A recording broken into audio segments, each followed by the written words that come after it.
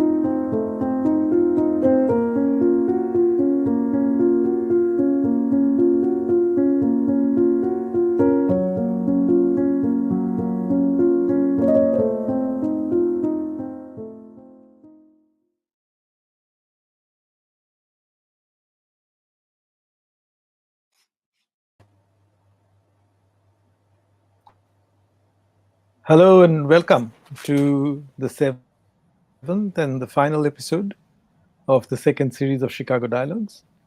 I'm Dipesh Chakrabarty. I teach history and South Asian studies at the University of Chicago and currently serve as the faculty director of the university's center in Delhi.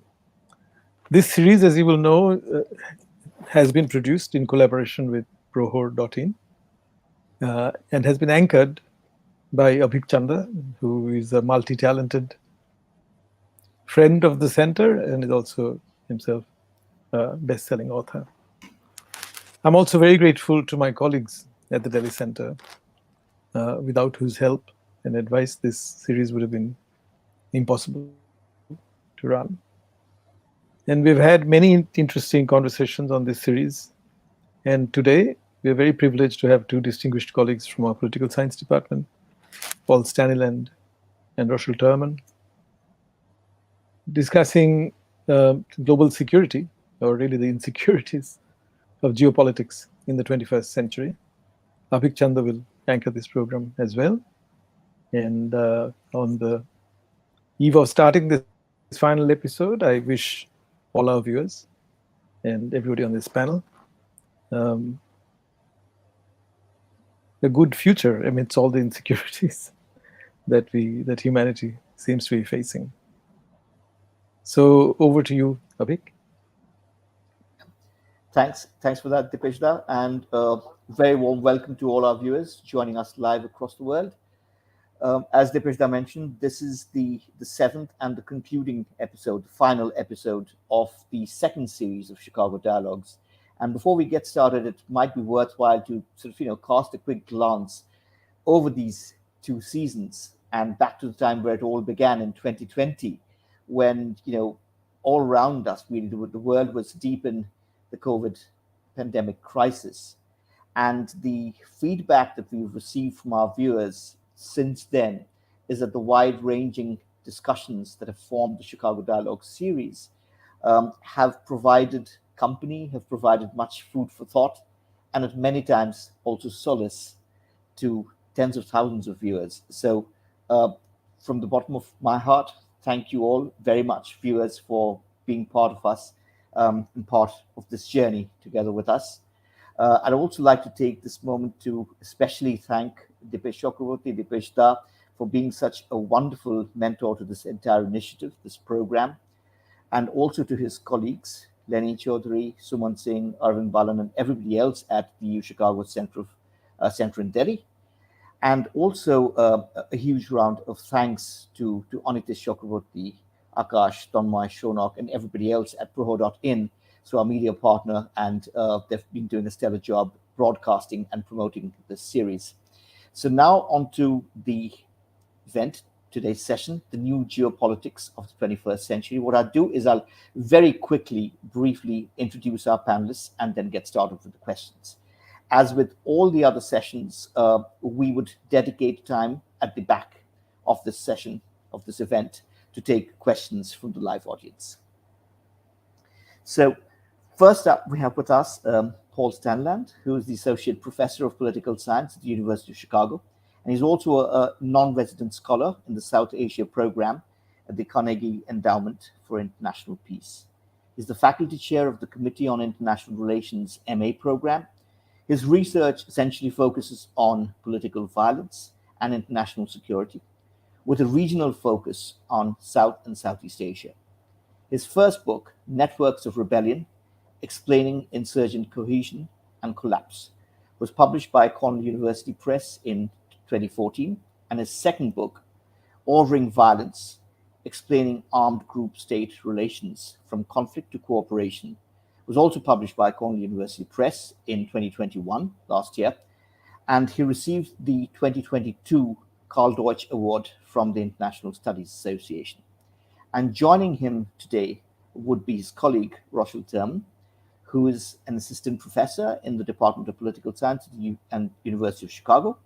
She studies international norms, gender, and advocacy with a focus on the Muslim world.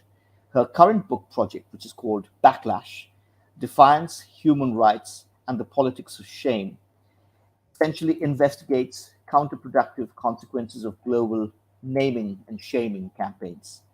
Now, this particular work is based on her dissertation, which won the 2017 Mercer Tate Award for the best dissertation in international relations, law, and politics from the American Political Science Association.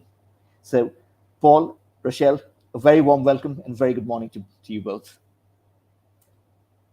Thank you. It's lovely to be here. Thank you. It's Paul, my pleasure to be here. Wonderful. So, Paul, let me get started with you. I think today, correct me if I'm wrong, getting the dates wrong, is probably the 133rd or the 134th day of the Russia-Ukraine conflict.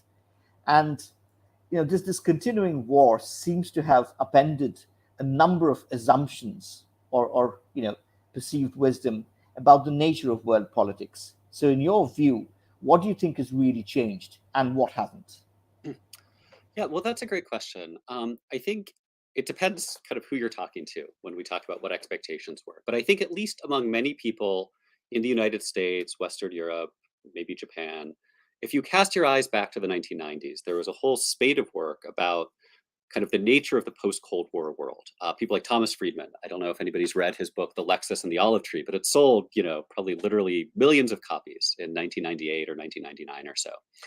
And the argument there was that we were in a new age of globalization economically and security cooperation among kind of substantial powers under the aegis of largely an American-led, but kind of transatlantic global order that could generate this kind of harmonious, reinforcing circle of economic interdependence, democracy, and great power peace, right? Now, from that perspective, I think not just the Ukraine war, but also kind of the last 5 or 10 years of maybe really the last 20 years of international politics have unsettled a lot of those assumptions. And that's not to say that there's nothing to them. It's not to say that economic interdependence doesn't matter or that international institutions are irrelevant, but I think it does suggest limits to at least some of the more far-reaching assumptions that were made. And let me talk about just a couple of those.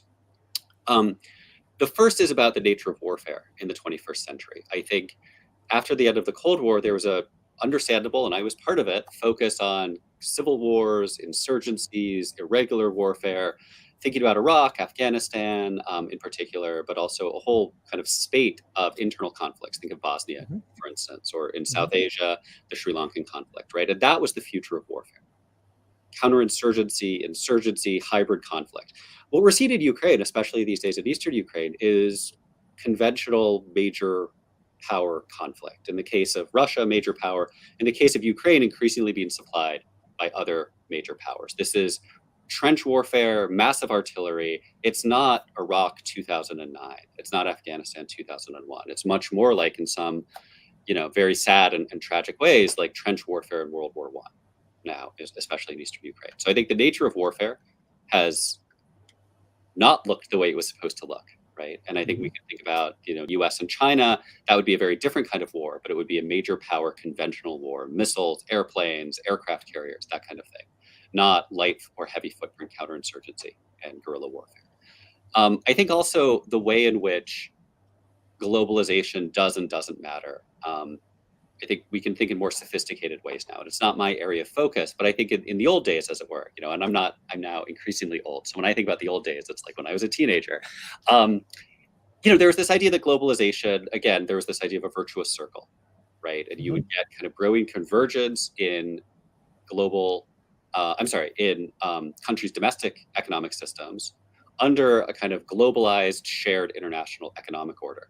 And what we're seeing today is different. There's a phrase the political scientists came up with a few years ago called weaponized interdependence, in which globalization does fundamentally change many aspects of international economics, but it also creates leverage points, areas of contest over influence. So we see it in both directions in the Ukraine conflict.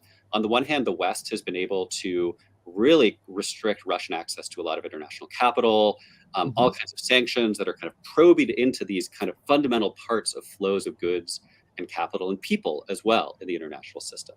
In response, the Russians and the Chinese are kind of mobilizing their own assets, for instance, Russian control over natural resource exports, or the Chinese ability to kind of use capital and lending overseas in a whole variety of political ways, right? And so what we're seeing is not the end of globalization per se, right? But the kind of battles over constituent parts of globalization, different flows of people, money, goods, and the ways those can be contested by great power. So rather than a single kind of harmonious globalized order, we're continuing to see globalization, but it takes on a much more kind of conflictual form that may end up looking like contending blocks, but at least right now when it comes to China is much more uneven, right? Some areas of intense competition, others, looking at exports of manufacturing out of China, for instance, continuing to look like they did before.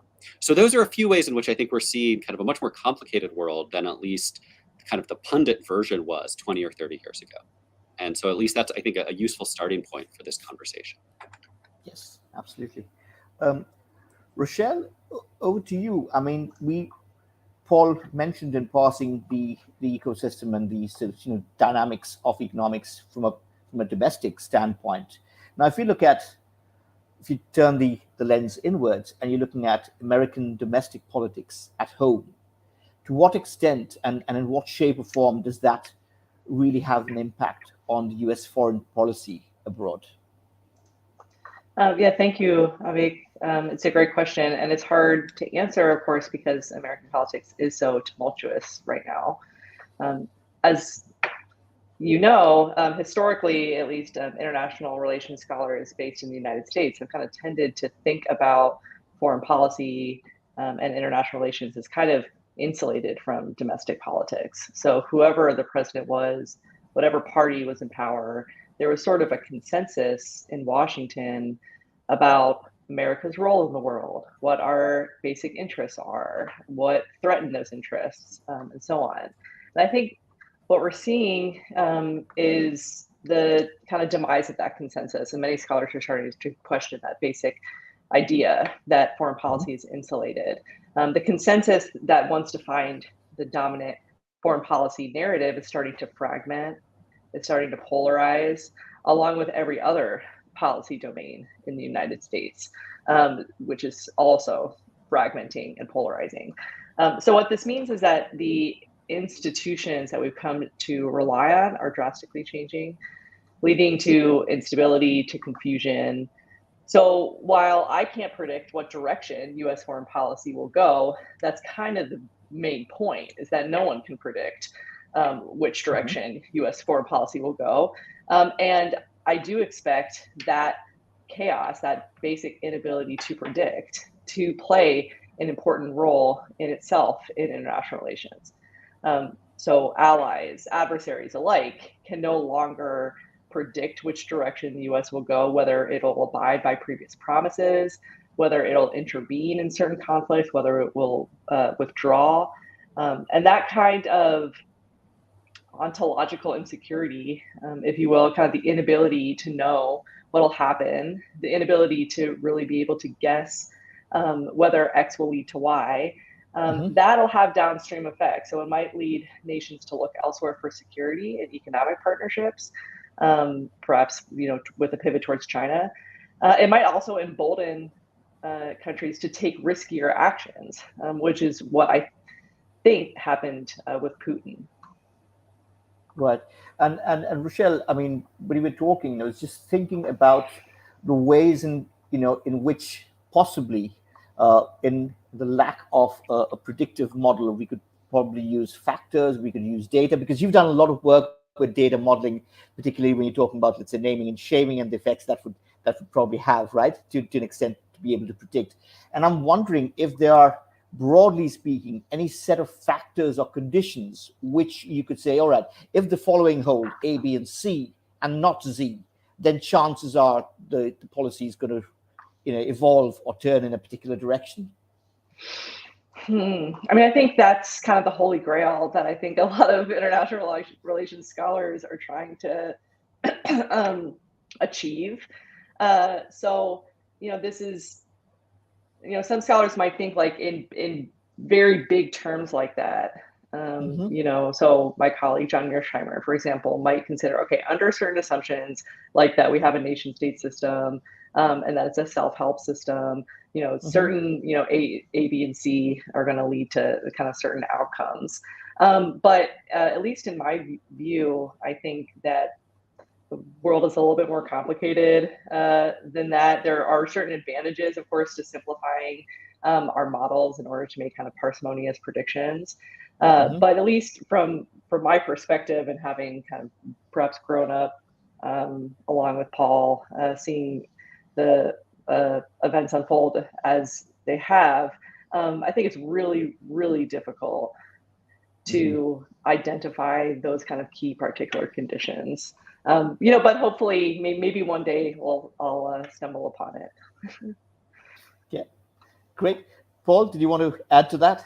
Yeah, I mean, I think this has been a big challenge, and in some way, it's one that faces policymakers as well. And in some ways, it was Joe Biden's theory of the case. His campaign was, let's get back to normal, right? And we'll be predictable. We'll have competent governance. We'll find a way to unite. We'll identify our interests. We'll be credible abroad. We'll be a good example of democracy. We will kind of lead the way, right? And we will be an example of democracy versus autocracy, framed it that way, which was a little bit worrisome, right? Because if you say what happens in America over the next 4 years is the test of whether democracy is a better idea than autocracy, you better hope the next 4 years go well, right?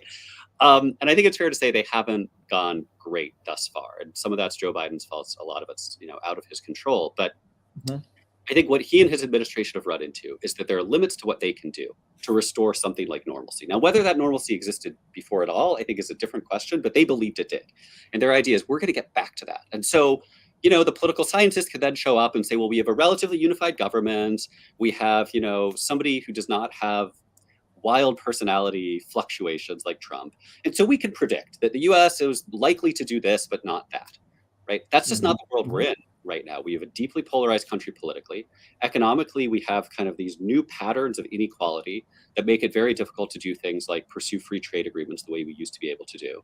Or at the same time, figure out what a redistribution arrangement would look like. Because it's not just like there are people who want more money from the government and people who want less. Those are now cross-cut with these deep cultural and geographic divisions that kind of make it all just kind of swirling chaos as we look toward the 2022 midterms and the 2024 elections. And in some ways, I think this is compatible with how political scientists think about what international in a world of domestic instability and division. Third Republic France is an example of this. Where it's like, yeah, there's the Germans out there and that's a problem, but we have all kinds of problems internally as well. And we can't figure out what the right answers even are for international problems because we disagree ourselves about like what are the constituent parts that our political system kind of should be made of and how it should function. Right. So Paul, in your earlier answer, you touched upon not just the US and Russia, but also Europe. You talked about China and the role that it's playing. And purely out of personal curiosity, for me being an Indian, and many of our viewers are really of Indian provenance, and they follow the geopolitics of the subcontinent very closely.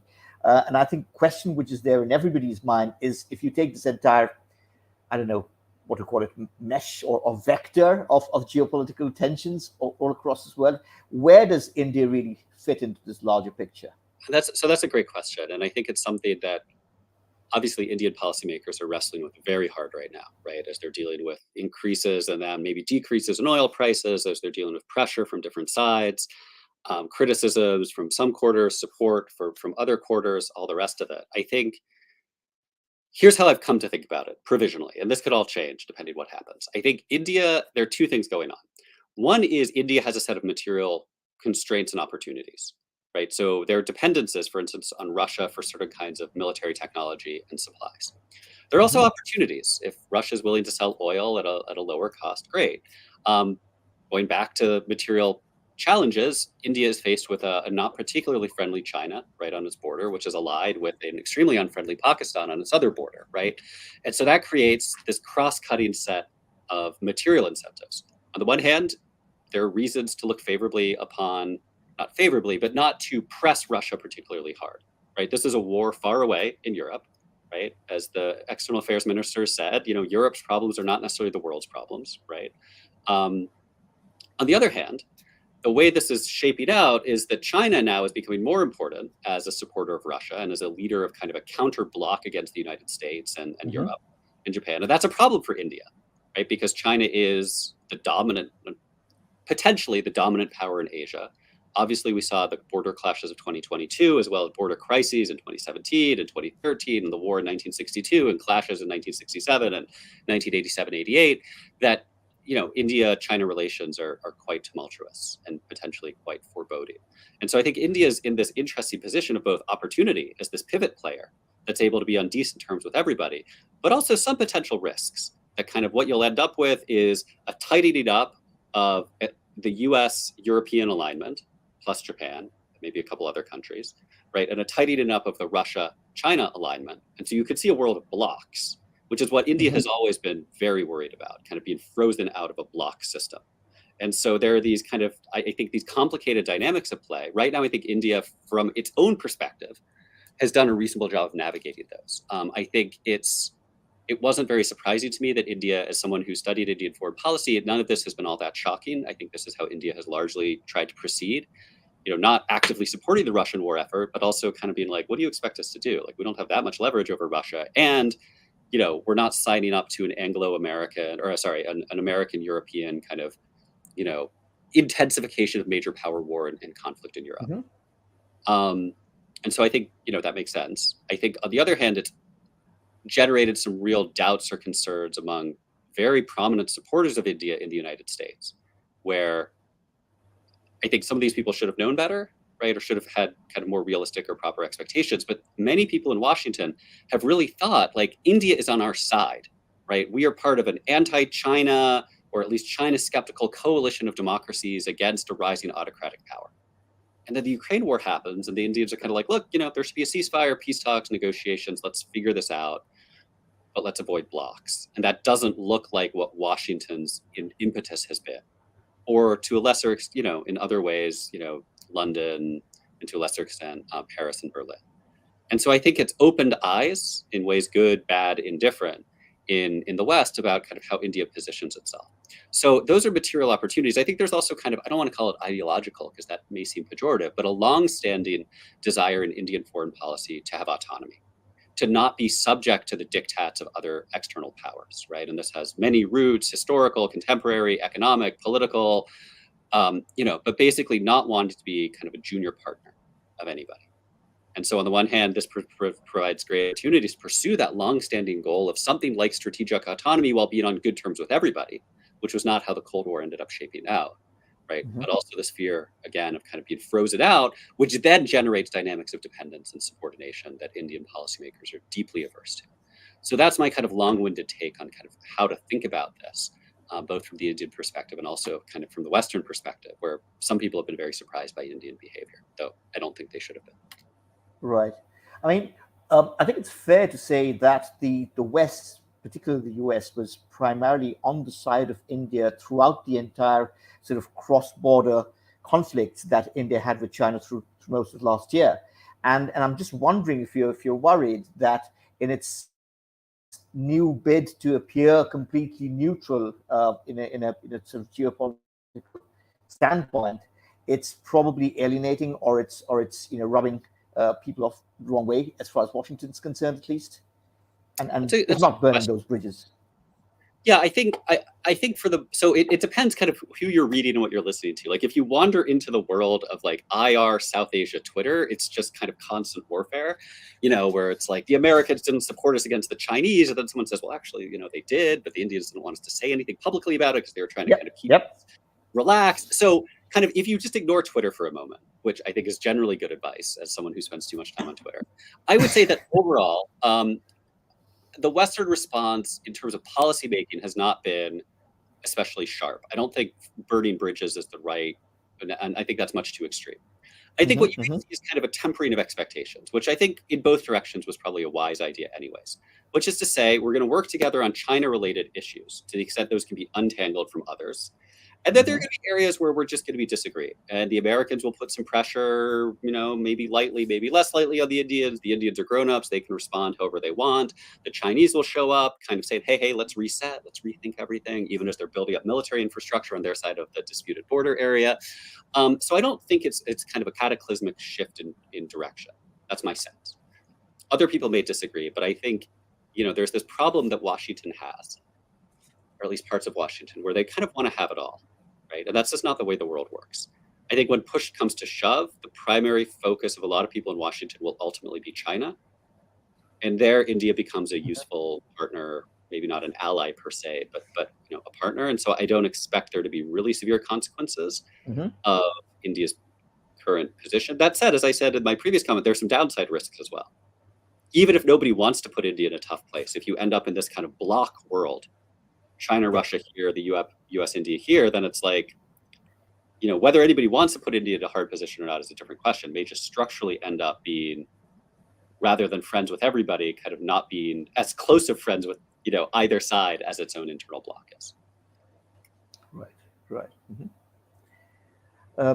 Rochelle, I'm wondering if we can shift the lens or shift gears to talking about human rights, which is coming to deep focus. Whether you're talking about civilians being targeted and malls being bombed as part of the Russia's aggressive campaign in the Ukraine, or the absolute trampling of human rights post Taliban's taking over second time round in Afghanistan.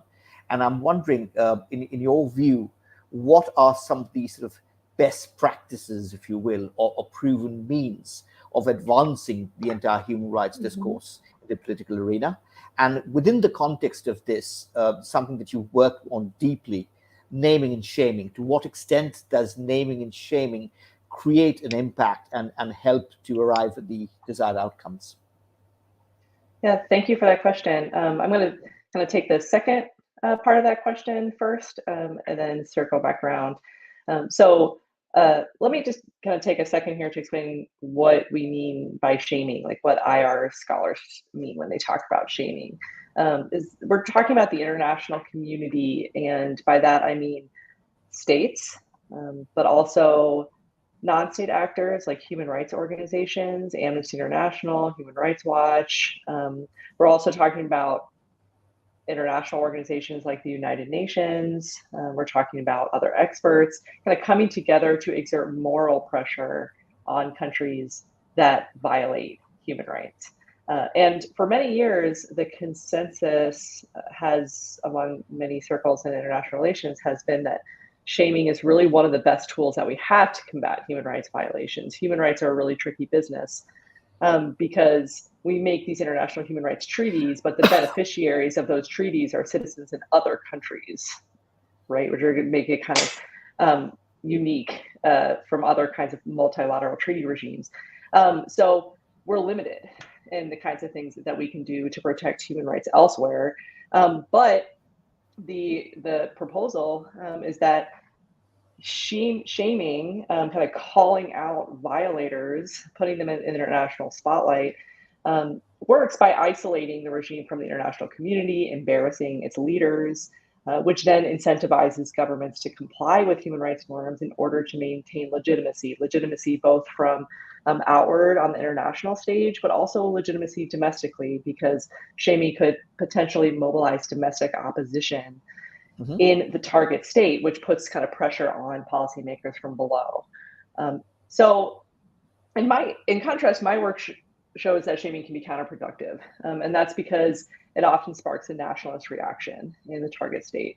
The basic intuition is really simple. People typically resent being told what to do, especially by foreign actors, and they respond defensively, kind of regardless, even if they support human rights. If they are kind of being told what to do, they might respond defensively. So in light of that reaction, leaders could be rewarded for standing up to international pressure and defending the nation against this perceived domination. Meanwhile, leaders who give in to international pressure might have their political legitimacy undermined at home. And so the result is that violations tend to persist or even exacerbate. So then what does help? Well, one of the key insights that has come out of my work, and I think others as well, is that when it comes to international human rights enforcement or shaming, the critic matters just as much or probably even more than the criticism. If you shame a geopolitical adversary, for example, it's a very common thing, but it rarely works and it's likely to backfire because it's really easy to cast that criticism as being driven by hostile motivations to tar our reputation and so on. Shaming a geopolitical ally is more credible and it's more effective, but it's also a lot more difficult to mobilize because we want to protect our friends, right? We want to maintain good relationships with our friends, and people typically resent being kind of called a human rights violator. So that's kind of the puzzle or the paradox, if you will. And in my view, the best way to advance human rights is through explicitly political means, and it's difficult. So to take the United States, for example, the United States, if we really want to promote human rights abroad, we have to find the political will to enforce human rights, even among our strategic friends and allies, like Saudi Arabia, for example. So if we really want to actually make an impact, we can't continue to enable abusive regimes by providing arms, by providing intelligence, by providing political cover. We kind of need to not be hypocrites in that sense. Of course, then we again go back to this knot in which as soon as we do that, we're going to have to risk the benefits that come with our strategic relationship with Saudi Arabia. But then it really comes a matter of our priorities and what we're willing to do to actually promote human rights abroad. Right. So Rochelle, in between the two sort of ends of the spectrum, one you're talking about political adversaries, where they're shaming a particular power or government is more likely than not to be counterproductive, and on the other hand, you've got allies, right? And I'm wondering where in this range in the spectrum would the impact of shaming or impact of reports and findings and surveys by bodies such as Amnesty International feature? Would it be somewhere in between? Do you mean, just to clarify, do you mean shaming by those NGOs? Like, what kind of role do they play? Yes. Yeah, yes. It's a great question. So in my view, I think it's helpful to make a distinction between transnational NGOs like your Amnesty Internationals and your Human Rights Watch, and your local NGOs. And what unfortunately sometimes happens is that when there's kind of an onslaught of international shaming, especially from foreign adversaries, the folks who really suffer are the local advocates on the ground, even if they kind of have nothing to do with it, because they're kind of seen as surrogates for these domineering powers. But that being said, and we know from a lot of research that local advocacy is incredibly important for the promotion of human rights domestically. And so that's really that's a concern that I think we all need to be aware of if we're thinking about signing a petition or sending a letter or something. How is this like going to affect the local advocates in that state? But I think it sounds to me like your question, well, maybe perhaps what you had in mind were those international NGOs. Yes. And so I think that they have a really important role to play. And in my view, that they can be most effective when trying to mobilize allied countries to take a stand. So let me give you an example. It was kind of example that didn't end up turning out very well, but the assassination of Jamal Khashoggi. In the United States, there was a tremendous amount of outrage about that. Of course, there was a tremendous amount of outrage about that internationally. And a lot of international human rights organizations put pressure on the United States to sanction the Saudi regime. And I think that was effective to the extent that we did anything at all in the United States. So instead of your Amnesty International shaming the Saudi regime directly, you see, I think they're actually more effective in trying to mobilize those countries that have influence. Kind of going back to what Paul mentioned earlier, whether it was through economic leverage points or through military, strategic, or whatever, trying to kind of shame those countries in order to kind of put pressure on the violating regime. But just sort of tangentially before we move on, I mean, by contrast, when the Amnesty International, organizations like Amnesty International call out the United States themselves for their record on human rights, that doesn't make the front pages, does it? Well, it's funny that you bring that up, because something that I learned, which I didn't know before embarking on this research, is that the United States is actually like the most shamed country by Amnesty International. So if you count like their urgent actions and their reports and kind of all their material, the United States is target number one. And you might think, okay, what effect does that have? The United States is a very peculiar country in many ways. We, tend to think that no one can tell us what to do, and we kind of have this American exceptionalism. But it's, that being said, the United States is not necessarily it's not like we have no weak points, or that other countries have no influence, or that we don't need other nations, or we don't need necessarily legitimacy. But of course, Amnesty International is also doing these other things in addition to targeting the United States and trying to get us to shame our behavior. It's trying to establish norms and a consensus, and providing information that could then be used by domestic groups to pressure our own government. Right, that's very insightful. I think most of our viewers didn't know about the US's record, in Amnesty International's books as far as human rights is concerned. It's almost all about the death penalty, because Amnesty historically focused a lot on the death penalty, and the United States is one of the few countries that still maintain the death penalty. Yes, exactly. Paul, if I may, let's go back to some of the other countries around Southeast Asia and South Asia, and I know that you've made an in-depth study of not just of the Indian geopolitical scenario, but across its periphery, all the way from Pakistan, Nepal, Bangladesh, Myanmar, Sri Lanka, and other economies beyond. We talked in some detail about India's position in this entire current sort of churn or scenario. How do some of these other Southeast Asian players feature in that equation? So I think it's kind of country by country. I think I will say we're affected by things like global increases in the price of food, and other materials. So for instance, Sri Lanka, which already had a fairly disastrous economic situation, is now being even more afflicted, right? As kind of the shock waves emanate. And so I think we should expect to see further pressures on food prices and other kind of price, inflation pressures across much of the developed world, including around South Asia.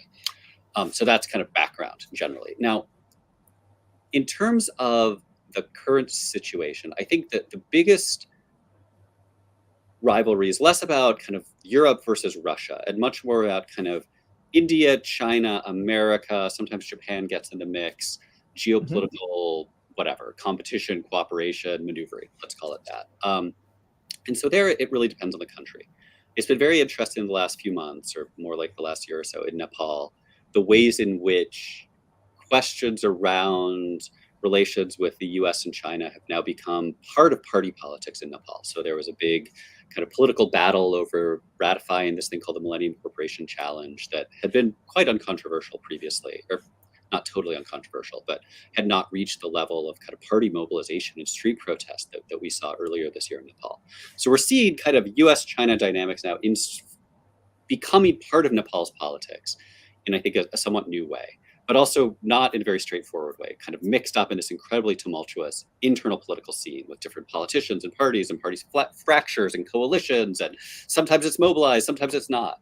And in some ways, this reminds me a little bit of the India issue in Nepal's politics, which would kind of Nepali nationalism would be mobilized in response to India, right? But somewhat unevenly over time by different actors in different times and places. And so it wouldn't surprise me to see US-China dynamics take on a similar kind of place in Nepal's politics, where sometimes it's talked about, how could you sell out to the Americans, or you're letting, the Chinese influence everything and buy us off. And in other elections, nobody talks about it at all. And it's about something completely different, right? It's like the CIA in India during the Cold War. Like sometimes it's, front and center issue that Mrs. Gandhi is mobilizing. Other times it's totally irrelevant. So Nepal, I think, is this very fluid, interesting dynamic. Sri Lanka, everything now has been swamped by the economic and political crisis. But still, and especially in the last 15 years, Sri Lanka had been a site of at least some kind of competition or maneuvering for influence between India and China, and to some extent the United States, Japan, Europe as well. And that's one in which we see some fairly straightforward questions around like who's getting what payoffs are being received by who, intersected with deeper political issues like who supported the Sinhalese dominated government most aggressively during its war against the Tamil Tigers. There, Pakistan, China, and to some extent India, were not leveraging the kind of criticism that the Americans and the Europeans were around human rights. And so that's remembered, both by the Tamil minority and the Sinhalese majority. And you can see different approval levels in survey data across different ethnic groups in Sri Lanka. So I would expect some of that to continue, though right now everything is being swamped by the crisis. I think we're seeing the Indians have really stepped in an important way to try to help stabilize the situation. The Chinese are floating around, the Americans are showing up. And so I think Sri Lanka and Nepal are the most clear examples of kind of competition in very fluid domestic political environments. Less complicated, I would say, is Pakistan, which has really tilted toward China, but is trying to keep an open door to the Americans.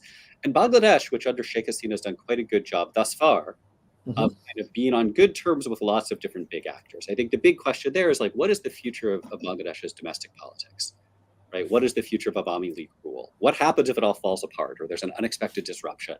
And there are these very powerful but kind of repressed or submerged internal dynamics that could generate very high levels of instability. So for now, Bangladesh has done a very nice job kind of being on decent terms with everybody, but it's unclear what the future holds. And then Myanmar, incredibly tragic situation since the coup of February 2021, escalating civil war. The Chinese have come to be associated with supporting the junta, in opposition to criticism from the Europeans, the Americans.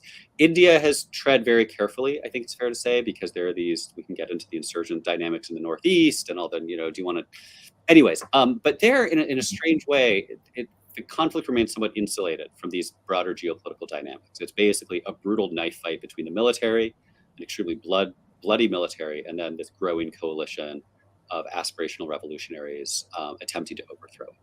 And so there's Russian support traditionally for the junta, especially arms sales. The Chinese are supportive, but it hasn't really developed into a kind of a proxy war, against China or Russia, backed by the Indians or the Americans, at least at this point. So that gives kind of a 30,000 meters up sense of where we are in those different countries. Thanks for that, Paul. Rochelle, I'm just mindful of the time, and we've got a bunch of questions from the audience, which we would want to open up to. But before that, I wanted to ask you, you talked some time ago around some of the new research methodologies and also new terminologies that have been coined in international relations. And I was wondering, while much of what happens in IR research and publications catches the mainstream media, are there important aspects of international relations research which you feel haven't maybe received their due?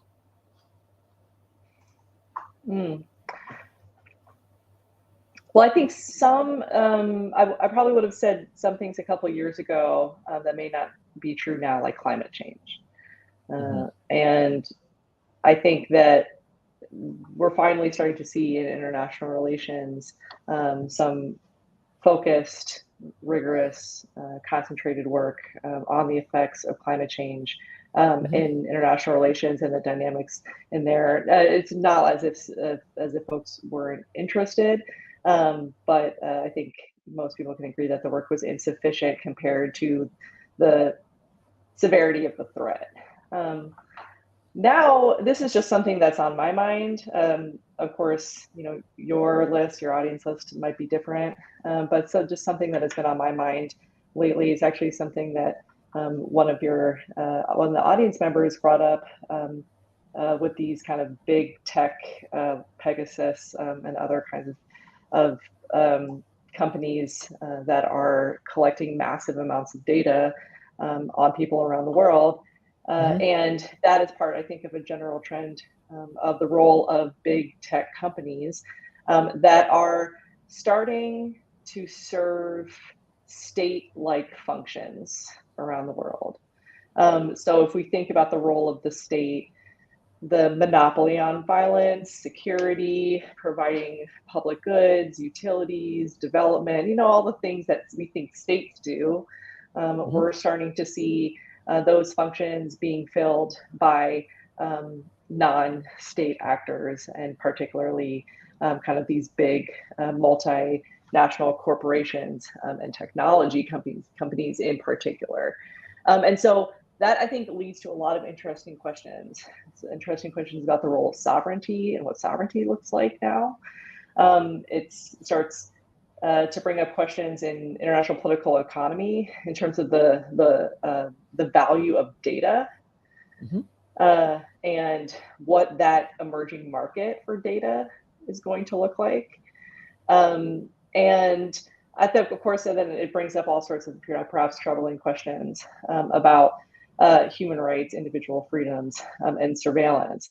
I tend to be, I think, a little mixed on this. On the one hand, I think that it's absolutely terrifying, kind of how much information these companies are collecting about us, and it's only going to get worse. And on the other hand, I think that some of these companies exaggerate how well they can predict us. And that in some ways gives me a small amount, like a glimmer of hope, in the sense that the human being is ultimately kind of unpredictable. So there have been, for example, leaks that show that Facebook lie about how well their ad prediction algorithms do. And, Blackwater and all these kind of companies kind of lie or exaggerate how well they're doing. So that, is perhaps hopeful. But on the other hand, I think we need to think a lot harder about the role of these firms and how they unsettle our basic kind of concepts and assumptions in world politics. Great. Paul, do you want to come in for a quick comment before we go forward? No, I mean, I would add on the climate piece. I think we all know it's going to be massive, but we really don't have a great sense of how this is going to shake out around the world. And so it's like we all know it's a problem, but then what? What will this actually look like? Right, exactly. Great. So we've got a bunch of questions from the audience, although we've actually started to answer a few of those. But before that, we would request Dipesh to be brought back on screen for his maybe views of the conversation so far and any questions that he has. Yeah, no, it's been very enjoyable to listen to Paul and Rochelle.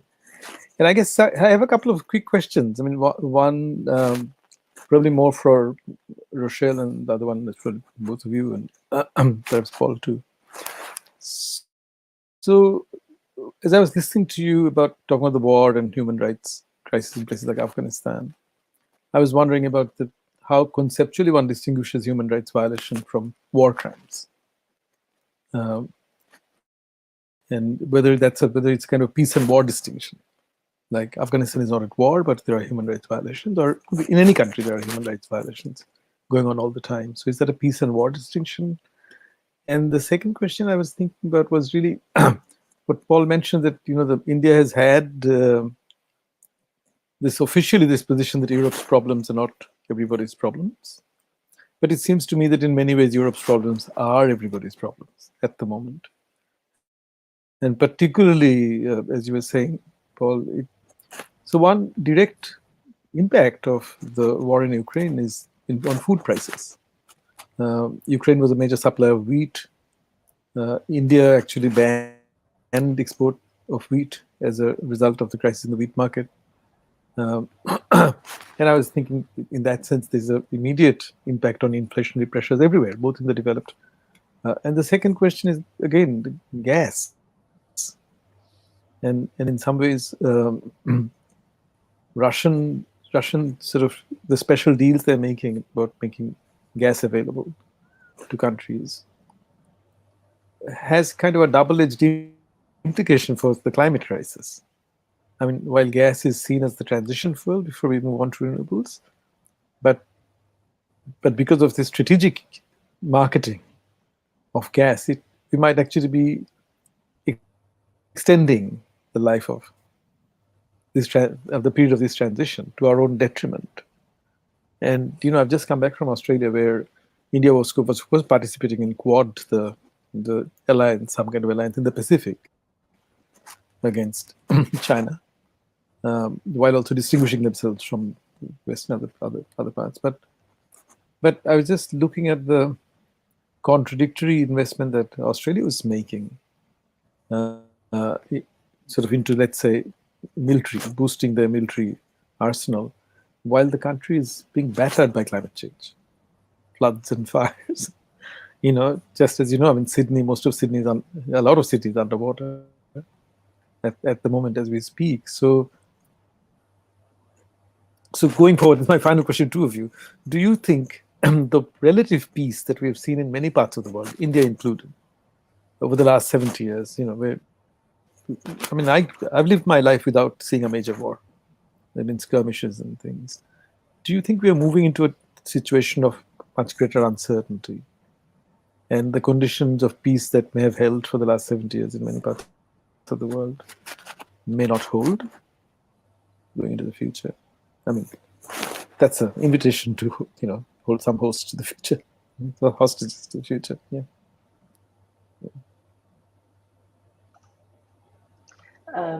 I can jump in, Dipesh. Thank you. Those are rich questions on the difference between human rights and war crimes. So I think I'm trying to imagine what it would be like if we had a few international lawyers here, and a few international human rights lawyers, and me and some advocates, and we would all probably approach this question really, really differently.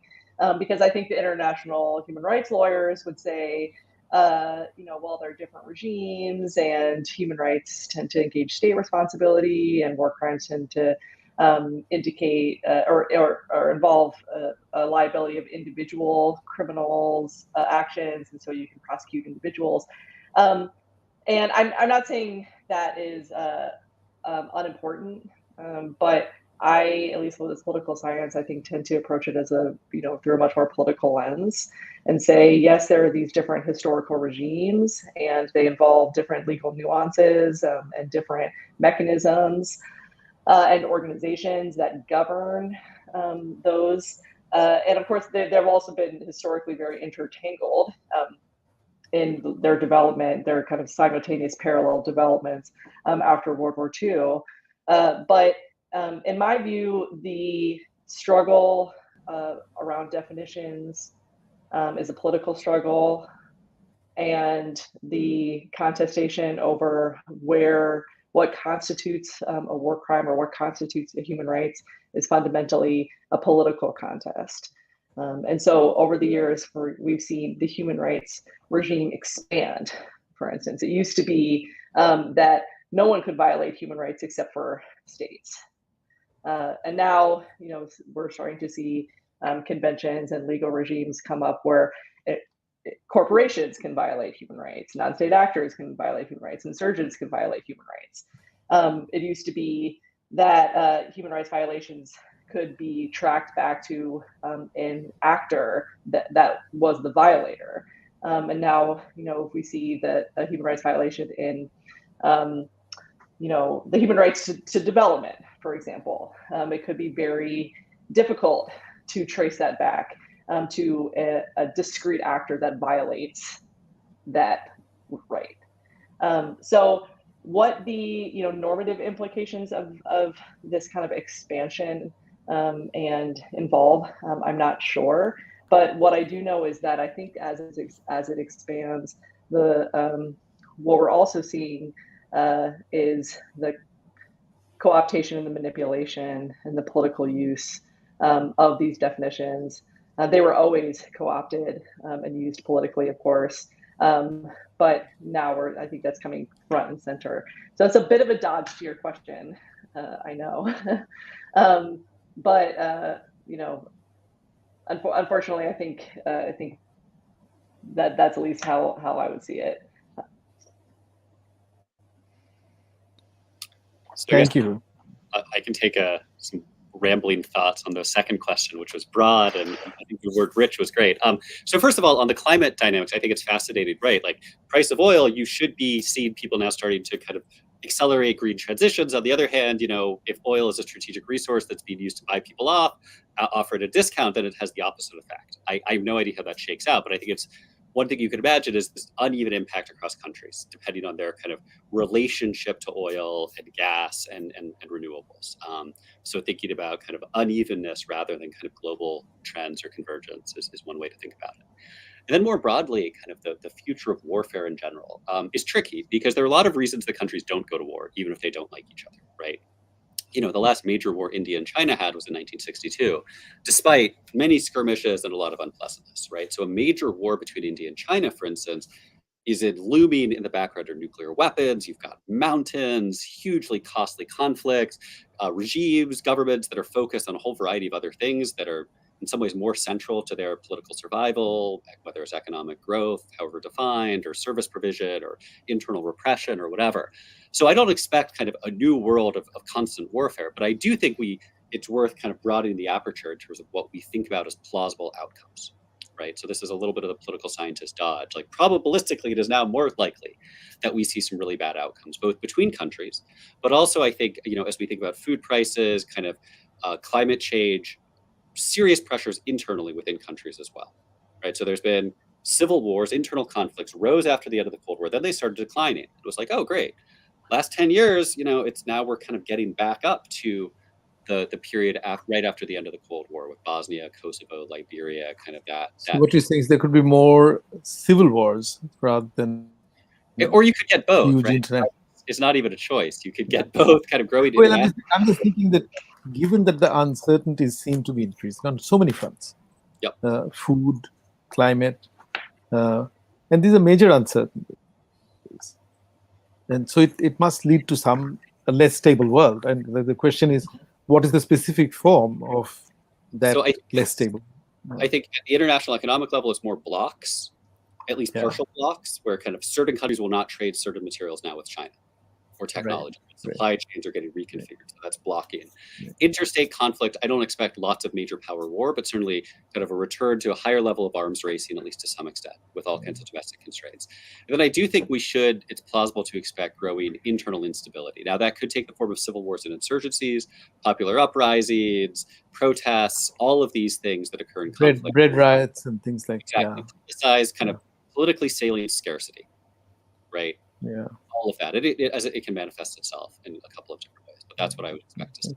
And one thing I'll just add is people on this call may disagree, and people in the comments, it's not clear what the right answer to many of these questions is, right? In the old days, there was kind of global neoliberalism in the 90s. Before that, there were a lot of true believers in communism and state socialism. Right. the solution, right? I don't know who's especially confident in their ideological model right now. Even the Chinese, kind of, the regime exists in this perpetual state of insecurity. And Paul, we haven't talked about migration. I mean, the asylum seekers. The official number is 67 million, and I read that the real number is like 100, or a little over 100 people just moving around looking for a place to go. Yeah. So I think we have some bumpy years ahead. Sure. Yeah. If I could just offer my 2 cents following Paul. Do we have time? Yes. Yeah, sure. Mine is much less concrete, but I just was reminded of something that I teach my students when we're talking about the international normative order, about how so many of the things that we take for granted could collapse and fall apart at any minute as kind of ideational phenomena. And that is, you can kind of see that as a bit depressing. But on the other hand, I think there kind of 2 implications come from that. One is that the things that I think that we thought were very stable all along were perhaps not as stable as we thought that they were, and were actually really fragile all along. And then the second implication is that we tend to have a status quo bias as human beings, that kind of whatever is happening right now, it was inevitable and that is going to continue. And so in the 90s, it was happy and stable and everyone thought that was going to continue. And now it's kind of chaotic and miserable, at least from where I sit. And we think that that's going to continue. And something that I would just want to remind myself is that we don't know, and that kind of status quo bias could be coming into effect, and that it doesn't necessarily have to be that this kind of chaos and misery is going to be forever. Right. Dipesh, I know you mentioned you're talking earlier about the migrant, the refugee crisis, and one of the questions from the audience is exactly around that from Chandok, talking about the worldwide refugee crisis and whether or not that might trigger another set of conflicts, within economies as well as cross-border, and I think this is a bit extreme, full-fledged global war, but if not that, at least exacerbation of conflicts within countries and beyond. So I think that seems pretty plausible. I mean, we've already seen this. So for instance, the turn in European politics from 2010 to 2020 has a lot to do with the refugee crises, both coming out of the Middle East and also from North Africa. So I think it's not just armed conflict that we're likely to see, but I think it's, I think it's been notable the shift around immigration in the US, in Western Europe. Also, I think, I don't know Australia particularly, but certainly it's an issue in Australia, Canada. So there are the places that are kind of have become hubs of migration, right? And I think we've seen, it's fair to say, in general, a populist backlash, I think, with lots of caveats, et cetera. It's interesting where it hasn't been at all, right? Places like South Korea or Japan that are depopulating at staggeringly, alarmingly fast rates, and yet, there's very little desire for substantially greater immigration. There's a lot of unevenness here, but I think we're certainly, it creates kindling for populist backlashes in kind of the developed world.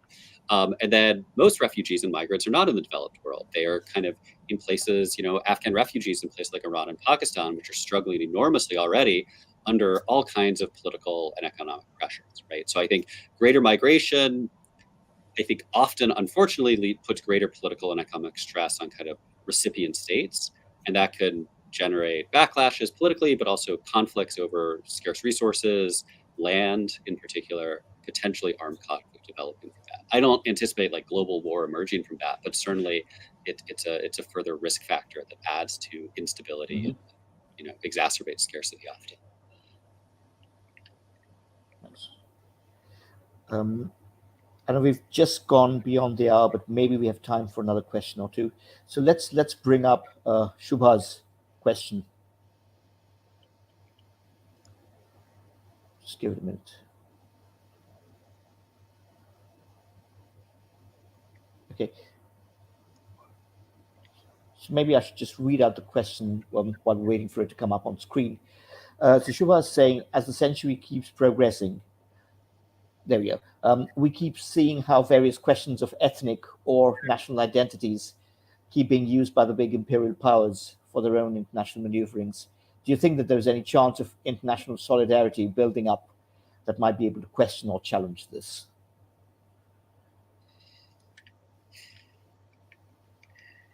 Rochelle, do you want to take a first cut at this, or would you like me to? It's a great question. It is. I'm just marinating in it. And, I think I'm imagining my colleague, John Mearsheimer, again, what he would say to this question, which is probably something like national identity is so intrinsic and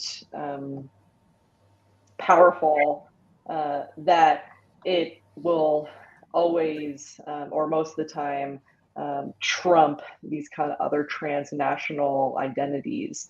And that it is just such a powerful force that is kind of difficult to transcend. On the other hand, I'm thinking about the rise in Islamism in the 90s and 2000s, for example, or after the Islamic Revolution in Iran, which I think very self-consciously tried to transcend national identities and establish a kind of different kind of tie that transcended kind of these post-colonial borders.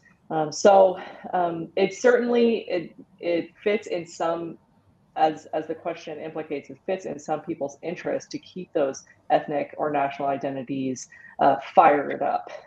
Mm-hmm. But as we have seen, that the victims of interethnic conflict are often the masses, the ones that are not actually doing this kind of manipulation. So that, of course, is a complete, dodge to your question. But I would not be surprised, actually, despite all of the populist backlash that we've seen and the nationalist rhetoric in the last few years. I think, as Paul mentioned, that there's no one can be confident in their ideology right now. And so I could see those kind of nationalist, that nationalism resurging, but I could also see something else, something new that kind of builds a kind of international solidarity across borders. Yeah, I mean, just to jump off that, I think we want to be careful about not having too much of a top-down view of these things, right? So I've spent a good amount of time studying places like Sri Lanka and Myanmar, where local actors are, they're not necessarily being manipulated or preyed upon by outsiders. They believe these things and they mobilize over long periods of time, in quite costly ways to advocate for them, right? You look at the rise of the Sinhalese Buddhist nationalist movement in Sri Lanka, it goes back decades prior to independence. So I think that makes the problem more complicated, right? It's not just simply a matter of kind of imperial powers drawing new lines and people kind of, for whatever reason, responding to them. But these are often quite deeply rooted and have kind of local political entrepreneurs and actors who are invested in them. That said, right, I think Rochelle's right that we've seen tides of transnationalism before.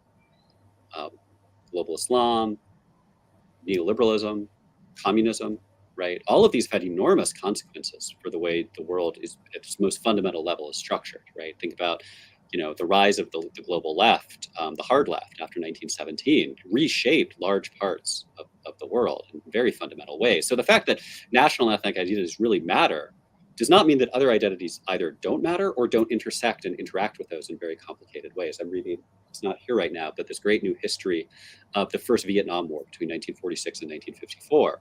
And one of the recurring themes is that the Viet Minh, Ho Chi Minh side, kind of fused together nationalism and communism in both very sincere and genuine ways simultaneously. They were neither one nor the other, right? And that really shaped the nature of their project or organizational processes. And so it wasn't a triumph of nationalism, nor was it a triumph of communism. It was kind of and both, right, in complex ways. So I don't think we want to also say that kind of ethnicity / nationalism is the same thing across space, or that it's unaffected by some of these transnational tides. Let me, however, add a little wrinkle here, which is some of the transnational actors I think we maybe see solidarity across are not necessarily kind of the masses, but are different kinds of local actors who have shared global interests, or transnational actors like multinational corporations, right? And so one argument you see from people who don't think that Asia is fated to be a domain of great power competition is not about solidarity from below, but about kind of, the business of East Asia is business, as David Kang at USC, at University of Southern California says, where you see kind of powerful transnational actors with very strong interests in not having costly conflict, trying to kind of cobble together, kind of capitalist or state capitalist peace in a way that is kind of solidaristic in the sense of not wanting interstate conflict, but doesn't look like solidarity in the ways that I think that word is normally used. So we could see all kinds of transnational organization, whether from below or above, both by elites and non-elite actors in ways that could be really interesting. And we've certainly seen that many times in the past. So I think we should only expect something like that in the future. We just don't know what it will be. I think this has been such an engrossing conversation. We could keep going for another hour, but being mindful of the time, I really want to thank Paul, Rochelle, both of you for this absolutely fascinating conversation. And Dipesh, maybe some final concluding thoughts before we wrap up today's session. Well, I just want to, as you go back to where you began, Avik, talk about the journey of these two series of Chicago Dialogues, and I'm very grateful to you, to Aniket and his team, Akash and Ronak and others, and the Chicago University team, first led by Aditi Modi, then led by Lenny Chaudhary, for all that they have done to make this successful. And I personally have learned a tremendous amount of, not only about the world, but also about what my colleagues do and what they think about.